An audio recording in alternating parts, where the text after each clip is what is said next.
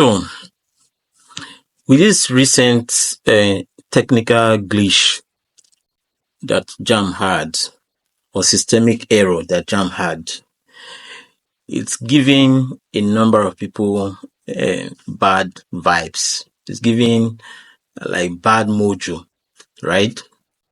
Because we've heard this before, and not in the distant past, in the recent past.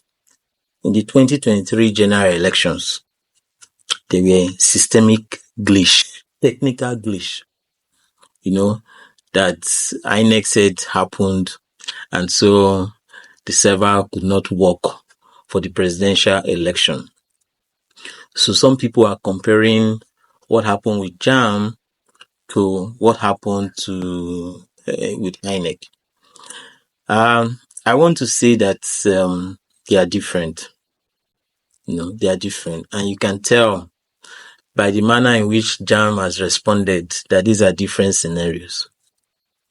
Now, from the information we got, JAMB said that they noticed during the course of the exams that there was an error. There was something that they were supposed to put in place that they didn't put in place for Lagos centers and Southeast centers, and so they did the correction. After the exam was already in process, already going on, and all of that. So, JAMB has admitted that there was a problem. They've conveyed a meeting of experts, technical experts, to look into what has happened, and they have apologized, and they've came out, made very emotional statements, giving emotional press conference and all of that. This is quite different from what happened with INEC in 2023. Till today, we don't know what kind of technical glitch INEC had. We don't know.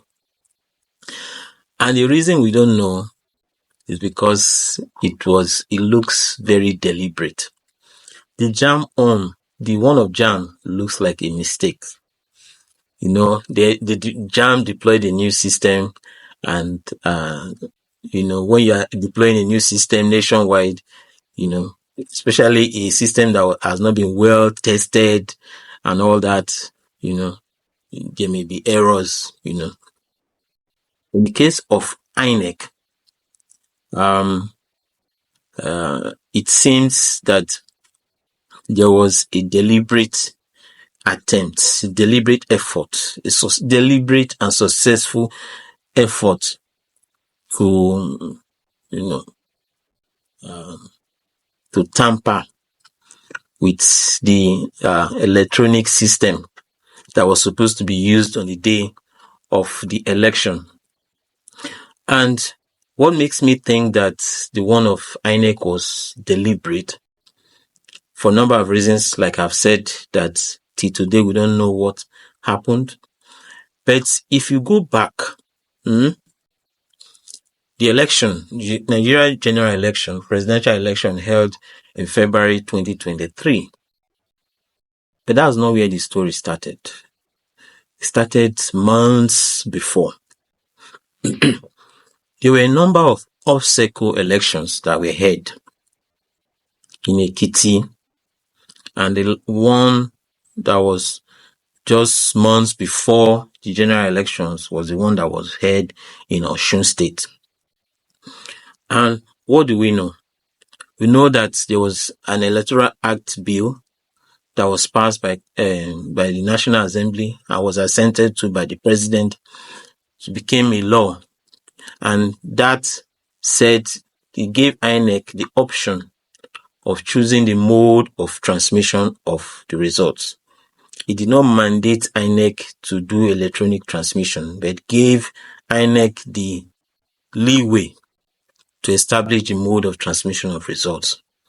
And what usually happens is that when INEC is given that kind of power, INEC comes out with regulations before the elections to say, based on this law, this is what we have decided to do. And the regulations brought out by INEC clearly stated that there will be electronic transmission of results. They said that after the voting in the polling unit, there shall, which means compulsory, there shall be transmission of those results, where the beavers machine will be used to scan the results, and to be forwarded to the IREV. That one was provided in INEC regulations. And when you make regulations before a contest, you don't change it while the contest is going on. It's like you're having a football match, right?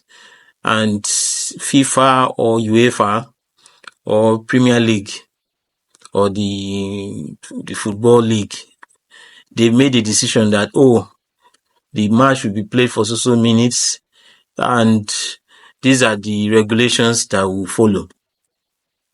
You don't say in the middle of the match that you are not going to change the rules. That doesn't happen. The rules are set before the game, and everybody is meant to abide by it. So the regulations that were issued out by INEC showed that there will be electronic transmission of results. And INEC, in order to ensure, INEC has been promoting electronic transmission of results for long. And in order to buttress the ability to do that, when the electoral bill was being considered in National Assembly, INEC was invited. And they were asked if they were capable. And INEC was asked if they were capable of doing electronic transmission of results. And they said yes. INEC said they were capable of doing electronic transmission of results. And they said they brought the beavers. The beavers machine is an innovation of INEC. Beavers, bimodal voter accreditation system. It's a system that has two functions. One is to accredit voters, and the other is to transmit the results. Bimodal, you identify the potential voter with the face and with the fingerprint. After identifying and accrediting the voter, and after voting has been done, as stated in INEC regulations, the presiding officer in that polling unit shall use that beavers machine to scan that result and send it to IREV. IREV is INEC Result Viewing Portal. That portal is accessible to the public, that those who registered, those who have the facilities and access, can view real time as those results are being transmitted from polling units to polling units. And to show that INEC could do this, there were off-cycle elections that were done outside the normal general elections. Several off-cycle elections were done in several states, including the one of Ekiti and Osun State. And INEC used this system. They used beavers to accredit. They used beavers. The polling unit officers used the beavers to record the results and forward it to IREV. And news channels, individuals, interested political parties, they set up their system whereby they monitor real time. We heard on channels on how they were monitoring real time the results that were being uploaded in the IREV server. So what happened in Osun election, which was, I think, was the last off-cycle election before the general election, around July 2022. In June 2022, Tinubu had already emerged as the candidate of APC, and I think before then, Atiku Abubakar has emerged as candidate of PDP, and I think Labour has already Peter Obi was already the candidate. So the state was getting set for general elections that were to take place several months from then in February.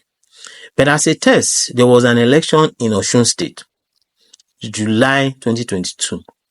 And in that election, the stakes were high because the current governor then was of the same party, was the ruling party. APC, and he was a close relative of Tinubu, Bola Tinubu, the candidate of the APC. So, and he was going for re-election. And some see it as a litmus test to show if the system will really work or if the ruling party will influence the results. And BVAS was used. Accreditation were done with BVAS, and the results were uploaded on IREF server.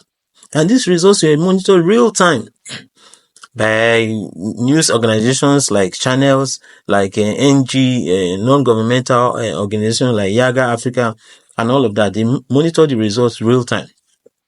And because of the transparent nature of it, that is why the outcome of that election, the opposing party, PDP, Ademola Adeleke, emerged as winner. The incumbent governor was defeated. He couldn't win re-election. And it was an embarrassment to APC and to the candidate of APC, Bola Tinubu. So that one showed that the BVAS worked, the IREF system worked, everything was set for the general election. Now, after that election, some months later, this election took place in July. Then some months later, around that October, November, newspapers carried, there were rumors, strong rumors, that were saying that INEC does not plan to use the server, the IREF server, for presidential election. There are a number of stories like that. And INEC chairman, Professor Mahmood Yakubu, came out and said categorically that is false, that there is no truth to that story, that INEC were ready and electronic transmission results would take place. There was so much assurance from the INEC chairman. Some months later, I think in January 2023, he went to Chatham House in London, and he gave the assurance that electronic transmission results